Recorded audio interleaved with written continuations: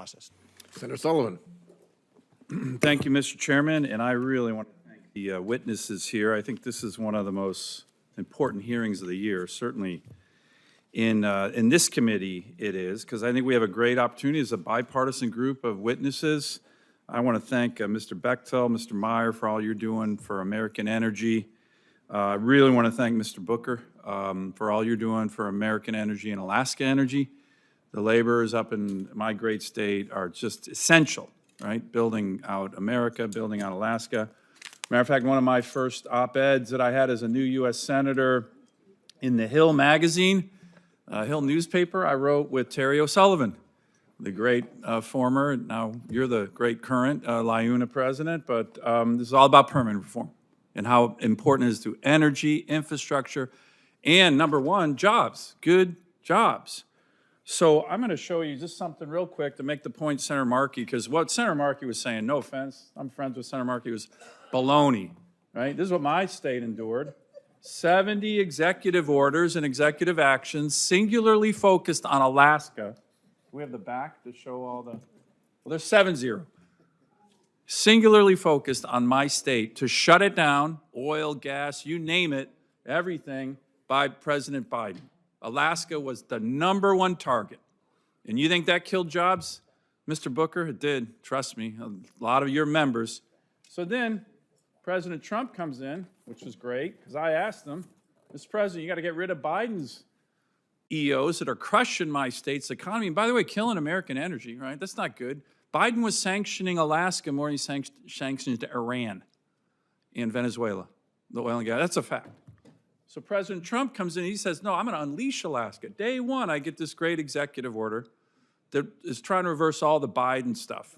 So I appreciate the president and his team. By the way, the one state for Senator Markey that did do great during Biden was New Mexico, because the senior senator from New Mexico, I'm sure, got in Deb Haaland's ear, the Secretary of Interior from New Mexico. They got more than half of all federal drilling permits. Shut down Alaska, drill, baby, drill in New Mexico because it was a Democrat state. Pure and simple politics. So a little bit of crocodile tears over there on the other side. And Senator Whitehouse is one of my best friends in the Senate, but no offense, man. This is what goes around comes around, and you're getting a little taste of the medicine Alaska's gotten by Democrats. So, but here's the point, and I'm going to ask questions. We have a great opportunity to stop this, like, you know, pendulum. My state now, we got a president and administration that's trying to help everything on permitting. The previous administration targeted us #1, more than terrorist states.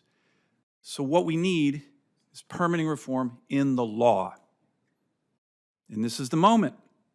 And I think it's a great opportunity for all of us. And I think Senator Whitehouse would agree. So let me ask Mr. Booker, Mr. Bechtel, you keep talking about certainty, timelines. There's a lot of ways to do that. There's litigation certainty. You talk about 28% of all projects get delayed up to 4 years just by litigation in your testimony. Mr. Booker, you are constantly talking about I need secure timelines that we can agree on. So what are and when you guys are looking for certainty, what are the top ones that you want us to focus on? And to Mr. Booker, if we get permitting reform in the law, do you have any doubt that that will create more jobs, not less jobs? So why don't you start with that question, and then to both of you, and maybe Mr. Meyer as well, the key elements of certainty. What are the top ones? Because there's judicial reform, there's litigation reform, there's standing, there's federal agencies, moving them out on a quicker timeline. What do you guys think is the key thing? And it's really important. We had a bunch of our building trades that I called for an informal meeting just a couple weeks ago to say, what do you guys need? Because this is the moment. I've been working on this issue since I got here 11 years ago, and we have the moment. Let's do it. So, Mr. Booker. The first question's easy. Yeah, permitting reform is going to create more jobs, and Brendan testified to it earlier of a couple of $1 trillion hanging in the balance because of waiting for permits. So if we get rid of some of those, not get rid of the regulations, but if we streamline it, make it easier to get these in a streamlined process, it's obviously going to create more jobs. Probably the number one thing for LIUNA and for our members is the Section 401 water quality certification. And to get some certainty around that, because right now the current system just allows for that certification go to the states, and depending on the color of the state, depending on the type of the energy, depends on whether or not you get a permit or not. So let's get some certainty around that. Give us a yes or a no. And if the answer is no, tell us why so that then we can reapply. If the answer is yes, then let's go build it. Right now, we don't get an answer, which means the projects aren't being built, which is why there's $2.5 trillion hanging in the balance of capital that's ready to be invested in this country. Great. Mr. Bechtel, in terms of certainty, what are your priorities? Yeah, Senator Sullivan, I'll do the speed round on this. The full details in the BRT report that I submitted with my testimony. There's four things. The first is redundancy, get rid of it. We're studying the same environmental impact 3, 4, 5 times across different agencies. It's not thorough, it's wasteful. Typically, you've got to go through a state process. The state regulators are creating really good data. Can we just use that same data and not have to recreate it 3, 4, 5 different times for different agencies? The second are deadlines. Right now, there's no consequence for agencies that sit on permit applications. Solution, 90 days after an EIS or EIA has been issued, you get a no or it defaults to yes. Yeah. If there's no answer in 90 days, the default should be yes. That's reasonable, that's achievable, it drives accountability. Modernize the process. We're using a 1970s playbook for 21st century infrastructure. We should be using the categorical exclusions we have more consistently. We should be using programmatic reviews the way they were intended. Our competitors like China aren't waiting right now. We should be either. And then the last thing, I know this is something you're particularly passionate about, sir, but litigation. I shared the statistics already.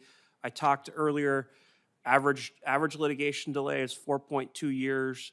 On average, construction costs go up about 40% over those 4 years. There's a tremendous amount of, yes, private capital, but also taxpayer dollars being destroyed as part of that delay.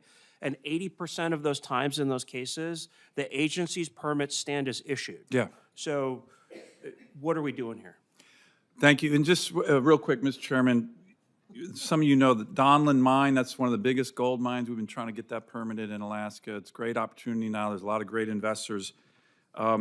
6 years after the EPA and Army Corps issued a Clean Water 404 permit, 6 years, a group of far-left environmentalists sued, and now it's in litigation. I mean, can you believe that? It's just crazy.